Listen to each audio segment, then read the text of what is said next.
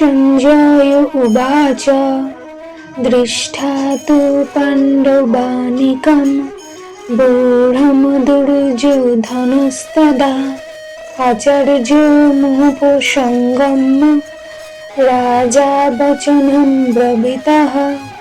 সঞ্জয় বললেন, হে রাজন, পাণ্ডবদের সৈন্যসজ্জা দর্শন করে রাজা দুর্যোধন দ্রোণাচার্যের কাছে গিয়ে বললেন তাৎপর্য। ধৃতরাষ্ট্র ছিলেন জন্মান্ধ। দুর্ভাগ্যবশত তিনি পারমার্থিক তথ্য দর্শন থেকে বঞ্চিত ছিলেন।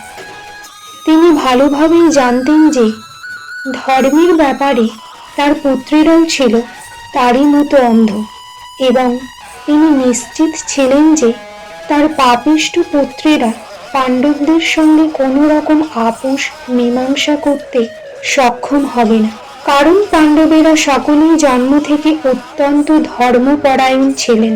তবুও তিনি ধর্মক্ষেত্র কুরুক্ষেত্রের প্রভাব সম্বন্ধে সন্দিগ্ধ ছিলেন। যুদ্ধক্ষেত্রের পরিস্থিতি সম্বন্ধে ধৃতরাষ্ট্রের এই প্রশ্ন করার প্রকৃত উদ্দেশ্য সঞ্জয় বুঝতে পেরেছিলেন।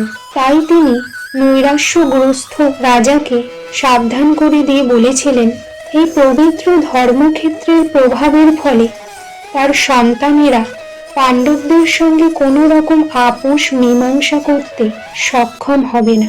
সঞ্জয় তখনই ধৃতরাষ্ট্রকে বললেন যে তার পুত্র দুর্যোধন পাণ্ডবদের মহৎ সৈন্যসজ্জা দর্শন করে তার বিবরণ দিতে তৎক্ষণাৎ সেনাপতি দ্রোণাচার্যের কাছে উপস্থিত হলেন।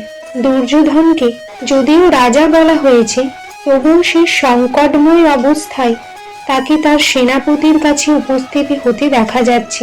এর থেকে আমরা বুঝতে পারি চতুর রাজনীতিবিদ হওয়ার সমস্ত গুণগুলি দুর্যোধনের মধ্যে বর্তমান ছিল। কিন্তু পাণ্ডবদের মহতী সৈন্যসজ্জা দেখে দুর্যোধনের মনে যে মহা ভয়ের সঞ্চার হয়েছিল তা তিনি তার চতুরতার আবরণে ঢেকে রাখতে পারেননি।